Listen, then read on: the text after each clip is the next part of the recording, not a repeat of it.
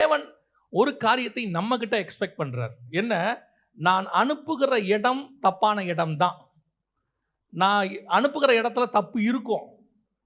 அங்க மேபி ராங்கான சம்பவங்கள் நடக்கும். ஆனா நான் அனுப்புகிற ஆள் திரும்பி வரும்போது எனக்கு நல்ல செய்தியை கொண்டு வர வேண்டும். அப்படியானால் அந்த தப்பை சரி பண்ணி எங்கிட்ட நியூஸ் வரும்போது அது நல்ல செய்தியாகத்தான் இருக்க வேண்டும். ஏன் அவன் என்ன நினைக்கிறான்? நான் திருப்பி ராஜா கிட்ட போக போறேன். நான் ராஜா கிட்ட போகும்போது என் ராஜாவின் காதுகளிலே விழுகிற செய்தி என்னவா இருக்க வேண்டும்? நல்ல செய்தியா இருக்க வேண்டும். அப்படின்னா என்ன பண்ணோம்? என் ராஜாவுக்கு துக்கமான செய்தி போகக்கூடாது என்றால் இங்க இருக்கிற தப்பை நான் சரி பண்ணிட்டேன்னா எனக்கு மீண்டும் நான் போகும்போது நான் தைரியமா சொல்லுவேன், ராஜா எல்லாரும் அங்கே கரெக்டாக இருக்கிறாங்க, ராஜா எல்லாம் சரியாயிருச்சு. ஏம்பா நீ போகும்போது எப்படி இருந்தாங்க? போகும்போது எப்படி இருந்தாங்களோ இல்லை ராஜா, இப்போ எல்லாம் பர்ஃபெக்ட். நீங்க விரும்பினபடி ஜனங்கள் இருக்கிறார்கள். இயேசு கிறிஸ்து பூமிக்கு வரும்பொழுது இந்த பூமியானது கெட்டு போயிருந்தது. பூமி இருண்ட காலம். வசனம் சொல்லுது, இருள் இருக்கிற ஜனங்கள் பெரிய வெளிச்சத்தை கண்டார்கள். இயேசு வரும்போது பூமி டோட்டல் டார்க்னஸ், முழு டார்க்னஸ்ல இருந்துச்சு. ஒரு பெரிய ஊழியக்காரர் அமெரிக்காவில், மேரிஸ் அலோன் நினைக்கிறேன் அவருடைய பேர், சில வருஷங்களுக்கு முன்பாக, ஒரு 30 வருஷத்துக்கு முன்பாக, 30-40 வருஷத்துக்கு முன்பாக அவர் வந்தபோது நடந்த சாட்சியை நான் கேட்டேன். அவர் இந்தியாவுக்கு மேலே இறங்க வராரு. ஃப்ளைட்டில் வரும்போது அவர் சொன்ன ஒரு வார்த்தை, சாட்சி வந்து சொன்னாராம், while entering into the Indian airspace, அந்த பக்கத்தில் நான் வரும்போது நான் பார்க்கிறேன் இந்தியா முழுக்க இருளில் இருக்கிறது. இந்தியா எப்படி இருக்குது? எனக்கு ஒரு அந்தகாரத்தில் இருக்கிறதை நான் பார்க்கிறேன் அப்படின்னு சொன்னார். ஆனால் அந்த மனுஷன் ஊழியத்தை முடித்து விட்டு போகும்போது மிகப்பெரிய வெளிச்சத்தை இந்தியாவுக்கு கொடுத்து விட்டு திரும்பி போனார். மிகப்பெரிய மாற்றத்தை உண்டாக்கி விட்டு போனார். நான் போகும்போது அந்த இடம் எப்படி இருக்கிறது என்பது முக்கியம் அல்ல, நான் திரும்பி போகும்போது அந்த இடம் எப்படி இருக்கிறது என்பது தான் கர்த்தர் என்னிடத்தில் எதிர்பார்க்கிற செய்தி.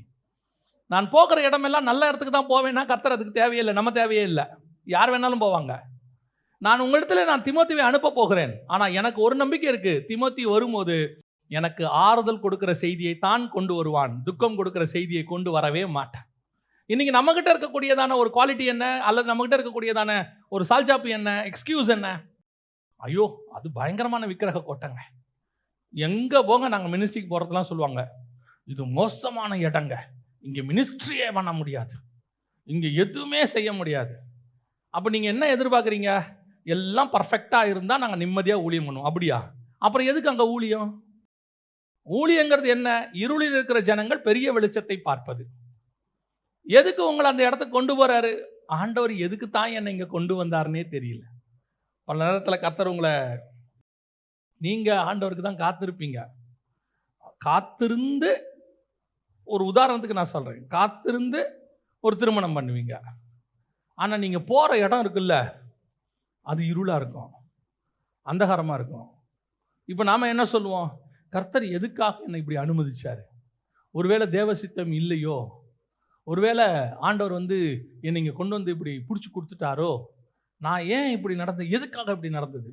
ஆண்டவர் என்ன சொல்கிறாரு, எனக்கு தெரியாமல் இது நடக்கலை, நான் நினச்சிருந்தா அதை என்ன பண்ணியிருப்பேன், நடக்கும்போதே தடுக்க என்னால் முடியும். பாபேல் கோபுரத்தை கட்டுறதை தடுத்த நான் உன் குடும்பத்தை கட்டுறதை தடுக்க மாட்டேனா? அவ்வளோ பெரிய கோபுரத்தை தடுத்துட்டேன், உனக்கு ஒரு கல்யாணம் நடக்கும் போது அதை தடுக்க மாட்டேனா? தடுக்க முடியாதா? ஆண்டவர்கிட்ட அப்படி ஒரு வழியே இல்லையா? ஆண்டவர் நினைச்சாருன்னா எதை வேணாலும் செஞ்சிருவார். சர்வ வல்லமை உள்ள தேவன். சீரியர் பாளையத்தையே ஒரு நாள் நைட்டில் க்ளோஸ் பண்ணி அமுச்சு விட்டாரு. உங்களுக்கு கல்யாணம் நடக்கிறத தடுக்க மாட்டாரா? ஏன் அனுமதி கொடுத்தாரு? ஒரு காரணம் நான் சொல்கிறேன், இது ஒரு காரணம், ஒரு வகையான காரணம். அங்கே இருள் இருக்கிறது என்று கர்த்தருக்கு தெரியும். ஆனால் நீ போனால் எனக்கு ஆறுதல் செய்தி அந்த குடும்பத்திலிருந்து கொண்டு வருவாய் என்கிற நம்பிக்கையில் நான் உன்னை அங்கே அனுப்பி வைத்திருக்கிறேன். You can change that family. உன்னால் அந்த குடும்பத்தை மாற்ற முடியும். ஐயோ இங்கே பயங்கர அந்தகாரம், பிரச்சனை, போராட்டம், இங்கே இருக்கவே முடியாது. கர்த்தர் சொல்றார், தெரியும், எனக்கு தெரிஞ்சுதான் உன்னை கொண்டு போய் நடுவில் உட்கார வச்சிருக்கிறேன். ஏன் நடுவில் உட்கார வச்சிருக்கிறேன்? அந்த இடம் தப்பாக இருக்கு. ஆனால் ஒரு நாள் நான் வரும்பொழுதோ அல்லது நீ என்னிடத்தில் வரும்பொழுதோ ஒரு ஆறுதல் செய்தி வரும், அந்த முழு குடும்பமும் ரட்சிக்கப்பட்டு விட்டது என்று கர்த்தர் உன் மூலமாக அந்த செய்தியை கொண்டு வருவார். அதுக்கு தான் கர்த்தர் உங்களை அனுப்பி வச்சிருக்கிறார். கர்த்தர் எல்லா இடத்தையும், இப்போ பாருங்க, இராணுவத்தை எங்கே அனுப்புவாங்க? கண்டிப்பாக எங்கே பிரச்சனை இருக்குதோ அங்கே இராணுவம் இருக்கும். எங்கே பார்டர் பிரச்சனை இருக்குதோ அங்கே இராணுவம் கண்டிப்பாக இருக்கும். தேடி பிடிச்சி அனுப்புவாங்க. இப்போ மணிப்பூரில் போய் பாருங்கள், முழுக்க இராணுவம் இருக்குது. எதுக்கு அங்கே அனுப்புகிறாங்க? பேட்ச் பேட்சாக போயிட்டு இருக்கு இராணுவம். இப்போ எல்லா பக்கத்தில் இருந்தோம். எதுக்கு போகுது? பிரச்சனை இருக்குது, அதனால இராணுவம் போகுது. கர்த்தர் எதுக்கு என்ன அனுப்புகிறாரு? பிரச்சனையே இல்லாத இடத்துல சுமூகமாக சந்தோஷமாக வாழ்கிறதுக்கு என்ன அனுப்புகிறாரா? அதுக்கு தானா? அப்படின்னா இஸ்ரவேல் ஜனங்களை கானான் தேசத்துக்கு எதுக்கு அனுப்புகிறாரு? அங்கே போன உடனே கானான் தேசத்தில் என்ன பண்ணியிருக்கணும் ஆண்டவர்? போங்க, நான் எல்லாத்தையும் ரெடி பண்ணி வச்சுட்டேன். என்ன இருக்குது? நீங்கள் உள்ளே போய் ஒவ்வொருத்தரும் அவங்கவுங்க வீடை தேடி பிடிச்சி அட்ரஸை கண்டுபிடிச்சி வாழ வேண்டியது மட்டும்தான் பாக்கி. அப்படி எல்லா வீடும் கட்டி அட்ரஸை போட்டு வச்சிருக்கிறேன். ரூபன் கோத்திரத்துக்கு மூத்த பையனுக்கு பேர் போட்டு வச்சிருக்கேன், நீ போய் உள்ளே உட்காந்து. அப்படியா சொன்னார்? நீ போய் வசனம் வாசிங்க, அழகாக இருக்கும் பாருங்க.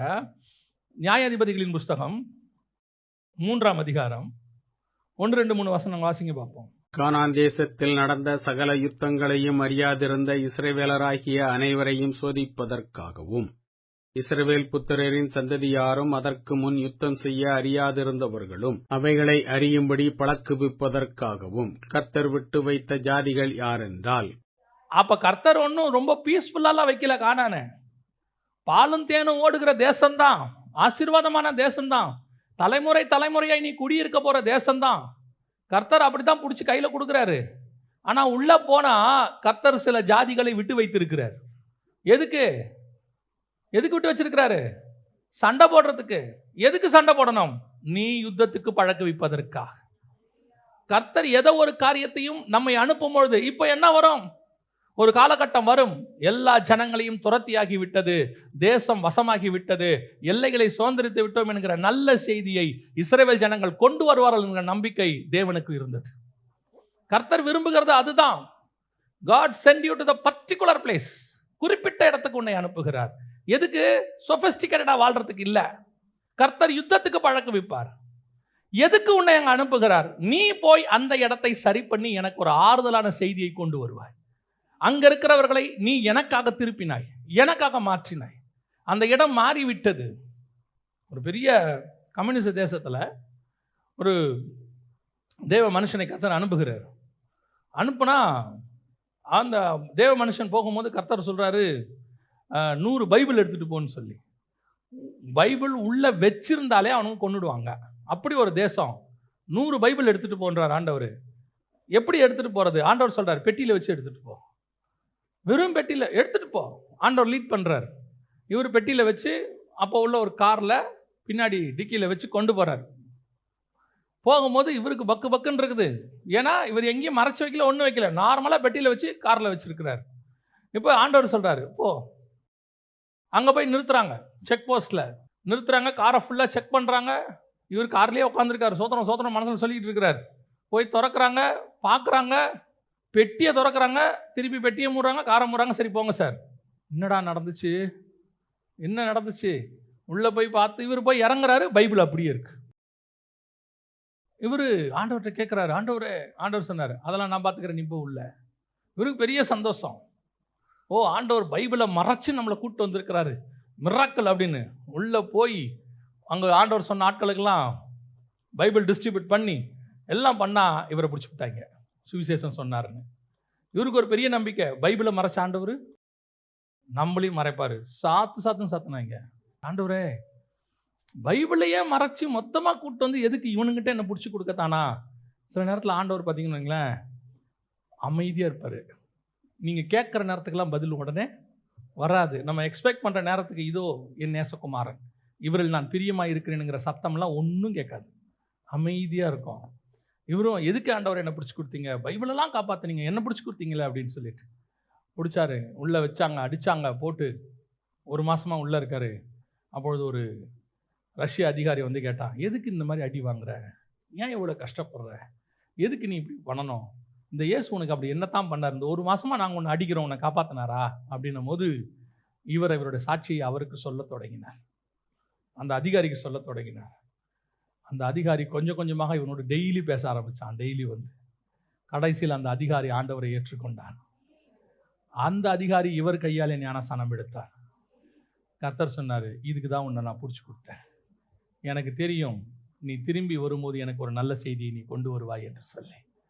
நான் அனுப்புகிற இடம் ராங் பிளேஸ் தான், நான் அனுப்புகிற இடம் தப்பான இடம் தான். உங்கள் எக்ஸ்பெக்டேஷன் எது வேணாலும் இருக்கும், நான் போற இடம் அப்படி இருக்கும், நான் போற இடம் இப்படி இருக்கும், அது பாலும் தேனும் ஓடுற தேசம். ஆமா, பாலும் தேனும் ஓடுற தேசம் தான் கையை பிடிச்சி கொடுப்பாங்க. உள்ள போனா ராட்சதர்கள் இருப்பாங்க. என்ன ஆண்டவரே, ராட்சதர் இருக்கிறான், நான் தான் விட்டு வச்சிருக்கிறேன். ஏன்? கொஞ்சம் யுத்தத்துக்கு உன்னை பழக்க வைக்க வேண்டி இருக்கிறது, உனக்கு பொறுமையை சொல்லிக் கொடுக்க வேண்டி இருக்கிறது, உனக்கு அமைதியை சொல்லிக் கொடுக்க வேண்டி இருக்கு. நம்ம என்ன செய்யறோம் தெரியுமா? ராட்சதனை ஜெயிக்கிறதுக்கு பதிலாக நம்ம ராட்சதனை மாறிடுறோம். ராட்சதன் நம்மளை பார்த்து பயப்படுறான். நம்மளை ஆண்டவர் எதுக்கு அனுப்பி வச்சாரு? அங்கிருந்து நல்ல செய்தியை கொண்டு வருவோம். நம்ம போய் நம்ம நடந்துக்கிற விதம் கேட்டா என்ன சொல்றது? இவங்களோட வாழவே முடியாது, இவங்களோட இருக்கவே முடியாது. ஆண்டவர் சொல்வார், இல்லை நீ இரு. ஏன் இரு? நீ அங்க இரு. முதல்ல நீ மாறு. உன் மூலமாய் அந்த இடம் மாறும். ஒரு நாள் மொத்தமும் மாறி இருக்கும். சில நேரத்தில் கர்த்தர் சிலரை விட்டு வைக்கிறது யுத்தத்துக்கு பழக்க வைக்கிறதுக்கு. ஆண்டவர் நம்மளை ஒரு குடும்பத்துக்கு அனுப்புறது, ஒரு வேலைக்கு அனுப்புறது, ஒரு இடத்துக்கு அனுப்புறது, அதை உடைச்சிட்டு வர்றதுக்கு இல்லை, அதை கட்டி கொண்டு வருவதற்கு. கண்டிப்பாங்க ராங் பிளேஸ் தான் இருப்பாங்க, ராங் பர்சன் தான் இருப்பாங்க. அவர் பிலிப்பியருக்கு எழுதும் போது அப்படிதான் சொல்றாரு, எனக்கு அங்கே நிலைமை என்னன்னு தெரியாதுப்பா, ஆனால் எனக்கு ஒன்று மட்டும் தெரியும் தீமோத்தேயுவை பற்றி, உங்களை சரி பண்ணி திரும்பி வரும்போது எனக்கு ஆறுதல் செய்தி தான் கொண்டு வருவான். நான் கொரிந்தியர்கிட்ட வரும்போது தப்பான செய்தியை கேட்டேன், கலாத்தியர்கிட்ட வரும்போது தப்பான செய்தியை கேட்கிறேன், கொரிந்தியருக்கு வரும்போது உபதேசத்தில் மாறி போகிறார்கள் என்று சொல்லி நான் பார்க்கிறேன், கலாத்தியருக்கு எழுதும்போது இவ்வளவு சீக்கிரம் நீங்கள் மாறி போகிறீங்க நான் எதிர்பார்க்கவில்லைன்னு சொல்றான். ஒவ்வொரு இடத்துக்கிட்ட இருந்து வரக்கூடிய நியூஸ் எனக்கு ராங் நியூஸா இருக்கு, ஆனா எனக்கு ஒரு நம்பிக்கை இருக்கு, பிலிப்பிலிருந்து வரும்போது நல்ல நியூஸ் வரும். ஏன்னா பிலிப்பை குறித்து எனக்கு நம்பிக்கை இருக்கோ இல்லையோ தெரியாது, தீமோத்தேயுவை குறித்து எனக்கு நம்பிக்கை இருக்கிறது. அவன் நான் அனுப்பி வைத்தால் திரும்பி வரும்போது சரியாகத்தான் கொண்டு வருவான். சில இடத்துலலாம் பாருங்க, எவ்வளவு ஒரு கிரிட்டிக்கலான பொசிஷன் இருந்தால் ஆஃபீஸில் ஒரு பர்டிகுலர் பர்சன் அனுப்பி வைப்பாங்க, பர்டிகுலர் பர்சன் அனுப்புவாங்க. அவங்க அந்த மேனேஜ்மெண்ட்டோட நம்பிக்கை என்ன தெரியுமா? அந்த ஆள் போனால் என்ன பண்ணுவான்? கன்ஃபார்மாக சரி பண்ணி கூட்டிகிட்டு வருவான். அவன் சால்வ் பண்ணிடுவாங்க பிரச்சனையை. அதுதான் மேனேஜ்மெண்ட் அவன் மேலே வச்சிருக்கிற நம்பிக்கை. அதே நம்பிக்கை இயேசுவின் மேலே பரலோகம் வச்சிச்சு. முழு பூமியும் கெட்டு போய் கிடக்குது. இப்போ என்ன செய்யலாம்? கடைசியாய் குமாரனை அனுப்புவோம். ஏன்? அவர் கண்டிப்பாய் சரி பண்ணி விட்டுத்தான் பூமியை விட்டு மேலே வருவார். இயேசுவும் அதே வேலையை சரியா செஞ்சுட்டு வந்தார். திரும்பி வரும் பொழுது பூமி அனைத்தையும் மாற்றி இருந்தார், எல்லாவற்றையும் அவர் சரி பண்ணி வச்சிருந்தார். அவர் குமாரன் கொண்டு போய் ராஜ்யத்தை பிதாவின் கையில் ஒப்படைத்தார்னு வசனம் சொல்லுது. அவர் இழந்து போனது ரட்சித்து எல்லாத்தையும் சரி பண்ணிட்டார். முதலாவதாக நம்மை கர்த்தர் அனுப்புகிற நோக்கம் எதுக்கு? கர்த்தருக்கு ஆறுதல் கொடுப்பதற்கு. நீங்க போகிற இடத்துல இருந்து கர்த்தருக்கு ஆறுதலான செய்தி தான் வரணும். திருப்பியும் சொல்றேன், நீங்க அனுப்புகிற இடம், கர்த்தர் உங்களை அனுப்புகிற இடம் பெர்ஃபெக்ட் கிடையாது, ராங் பிளேஸா இருக்கும். ஆனா அவருக்கு உங்க மேல ஒரு நம்பிக்கை இருக்கு, அதை நீங்கள் சரியாய் மாற்றுவீர்கள் என்கிற நம்பிக்கை இருக்கு. இப்போ யோசிச்சு பாருங்க, கணவன் மனைவி 2 பேரும் ரட்சிக்கப்பட்டிருக்காங்கன்னு வச்சுக்கோங்க. 2 பேரையும் கர்த்தர் இணைக்கிறாரு. ஆனா வர்ற இடம் 2 எப்படி இருக்கும்? ராங்கா தான் இருக்கும். ஆனா 2 பேரும் சேர்ந்து சரி பண்ண அந்த இடம் என்ன ஆகும்? சீக்கிரம் சரியாயிரும். ஒரு ஆள் சரி பண்றதுக்கு 2 பேரும் சேர்ந்து சரி பண்ணா சீக்கிரம் சரியாயிரும். அவ்வளவுதான் விஷயம்.